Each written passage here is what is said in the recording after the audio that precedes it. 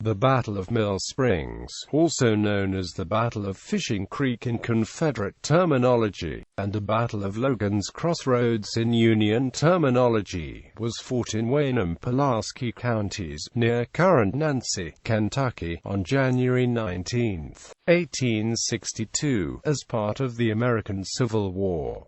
The Union victory concluded an early Confederate offensive campaign in eastern Kentucky. In late 1861, Confederate Brig.Gen. Felix Zollicoffer guarded Cumberland Gap, the eastern end of a defensive line extending from Columbus, Kentucky. In November he advanced west into Kentucky to strengthen control in the area around Somerset and made Mill Springs his winter quarters, taking advantage of a strong defensive position. Union Brig.Gen. George H. Thomas ordered to break up the army of Gen. George B. Crittenden, sought to drive the Confederates across the Cumberland River. His force arrived at Logan's Crossroads on January 17, 1862, where he waited for Brig.Gen. Alban Sharp's troops from Somerset to join him. The Confederate force under Crittenden attacked Thomas at Logan's Crossroads at dawn on January 19. Unbeknownst to the Confederates, some of Sharp's troops had arrived as reinforcements. The Confederates achieved early success, but Union resistance rallied and Zollicoffer was killed. A second Confederate attack was repulsed. Union counterattacks on the Confederate right and left were successful, forcing them from the field in a retreat that ended in Murfreesboro, Tennessee. Mill Springs was the first significant Union victory of the war, much celebrated in the popular press, but was soon eclipsed by Ulysses S. Grant's victories at Forts Henry and Donelson. Background: in 1861, the critical border state of Kentucky had declared neutrality in the fight to maintain the Union. This neutrality was first violated on September 3 when Confederate Brig.Gen. Gideon J. Pillow, acting on orders from Gen. Leonidas Polk, occupied Columbus, and 2 days later, Union Brig.Gen. Ulysses S. Grant seized Paducah. Henceforth, neither adversary respected the proclaimed neutrality of the state, and the Confederate advantage was lost. The buffer zone that Kentucky provided was no longer available to assist in the defense of Tennessee. By early 1862, a single Confederate general, Albert Sidney Johnston, commanded all forces from Arkansas to the Cumberland Gap. His forces were spread thinly over a wide defensive line. His left flank was Polk in Columbus with 12,000 men. The center consisted of 2 forts under the command of Brig.Gen. Lloyd Tillman, with 4,000. Forts Henry and Donelson were the sole positions to defend the important Tennessee and Cumberland rivers, respectively. His right flank was in Kentucky, with Brig.Gen. Simon Bolivar Buckner's 4,000 men in Bowling Green, and about 4,000 in the military district of East Tennessee under Gen. George B. Crittenden, which had the responsibility for guarding the Cumberland Gap, the gateway for entering pro-Unionist East Tennessee. Crittenden's 1st Brigade was commanded by Brig.Gen. Felix Zollicoffer, whose main responsibility was to guard the Cumberland Gap. Assuming that the gap was fortified satisfactorily, in November 1861 he advanced west into Kentucky to move closer to the Confederate forces in Bowling Green and to strengthen control in the area around Somerset. The southern bank of the Cumberland River at Mill Springs was a bluff and a strong defensive position, whereas the northern bank was low and flat. Zollicoffer chose to move most of his men to the north bank where they would be closer to nearby Union troops, incorrectly assuming that it was more defensible. Both Crittenden and Albert Sidney Johnston ordered Zollicoffer to relocate south of the river, but he could not comply because he had insufficient boats to cross the unfordable river quickly and was afraid his brigade would be caught by the enemy halfway across.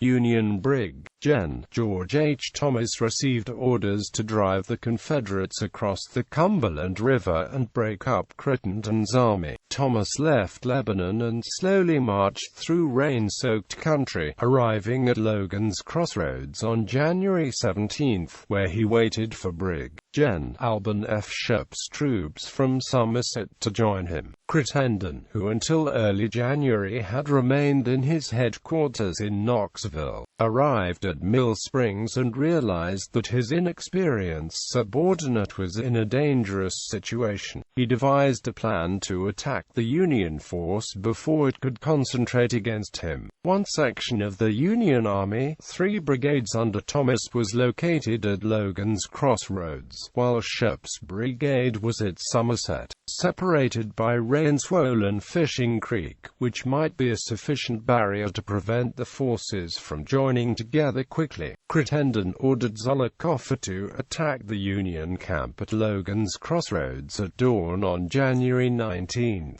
Opposing forces. Union-Confederate Battle. The Confederate march through the night was hampered by rain and mud, and the troops arrived at Logan's Crossroads cold and miserable. Many of the men carried antique, Napoleonic-style flintlock muskets, which became almost useless in the wet weather. The slowness of the march had cost them the element of surprise. Nevertheless, they launched a spirited attack, led from the front by Zollicoffer, and achieved some initial success. The 15th Mississippi Infantry and the 20th Tennessee pushed back the 4th Kentucky Infantry, under Col.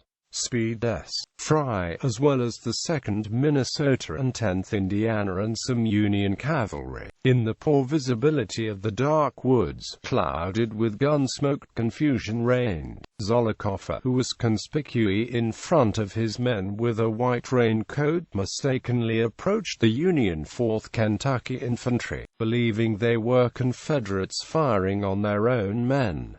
Zollicoffer was shot and killed, allegedly by Col.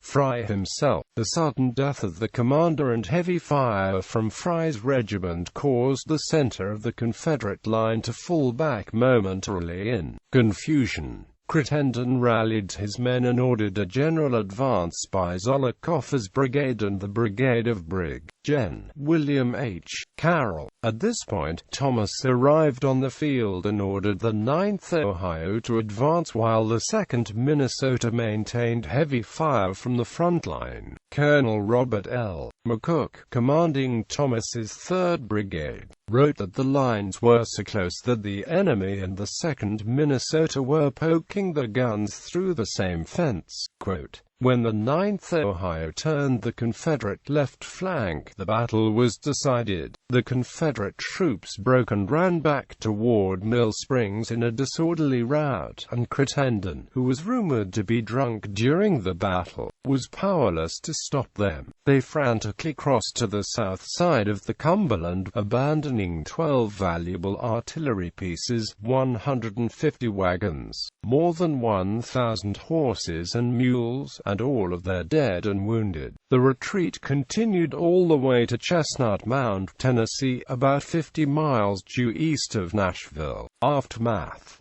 Casualties were relatively light. Union losses were 39 killed and 207 wounded. Confederate 125 killed and 404 wounded are missing. Crittenden's military career was also a casualty. Accused of drunkenness and treason, his army was disbanded and he was reassigned to be a corps commander under Buckner at Bowling Green. Within 2 months he was relieved of his command and arrested for a subsequent episode of drunkenness. In October 1862, after a court of inquiry ordered by General Braxton Bragg, Crittenden resigned as a general and served without rank on the staff of Brig.Gen. John S. Williams and other officers in Western Virginia for the remainder of the war. The Battle of Mill Springs, along with the Battle of Middle Creek on January 10, broke the main Confederate defensive line that was anchored in eastern Kentucky. Confederate fortunes in the state did not rise again until summer when Gen.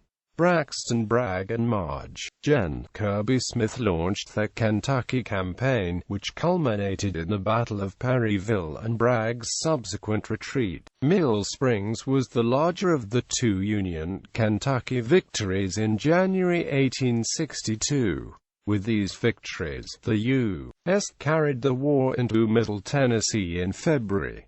Battlefield today. The Mill Springs battlefield is located in Pulaski County, not far from Nancy, Kentucky, and also in Mill Springs in Wayne County across from the lake. The historic town of Mill Springs, after which the battle was named, is actually across Lake Cumberland. This section of the battlefield in Wayne County, Kentucky, still offers the only two remaining structures remaining from the actual battle. The Brown Lanier House and the West Metcalf House are still standing and have weekend guided tours available in the summer months. Both buildings are operated by the Mill Springs Battlefield Association. To access this portion of the battle area on the other side of the lake, one must travel via Highway 90 south towards Monticello and onto Highway 1275. Portions of the battlefield in Pulaski County are preserved as a county park. The Mill Springs Battlefield Association has protected portions of the battlefield by the acquisition of development rights to what is still a largely rural landscape,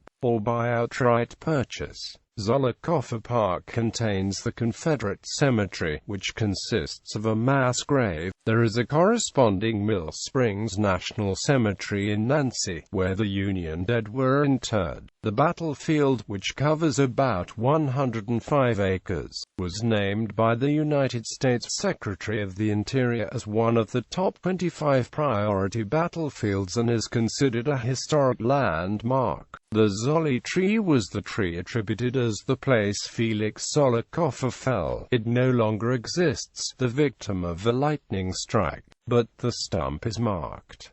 On November 4, 2006, the Mill Springs Battlefield Visitors Center and Museum was officially dedicated. Several commemorative ceremonies are held at the battlefield each year, including candlelight tours, living history presentations, and occasional reenactments. On January 15, 2013, Kentucky Representative Hal Rogers introduced the Bill H.R. 298, officially titled to direct the Secretary of the Interior to conduct a special resource study to evaluate the significance of the Mill Springs battlefield located in Pulaski and Wayne counties, Kentucky, and the feasibility of its inclusion in the National Park System, and for other purposes, into the United States Congress. The bill would direct the Secretary of the Interior to conduct a special resource study to evaluate the significance of the Mill Springs battlefield in Kentucky and the feasibility of its inclusion in the National Park System. Rogers said that the Battle of Mill Springs is a source of great pride and interest to the people I serve. Rogers argued that the battlefield was a jewel and would be an excellent addition to the National Park Service.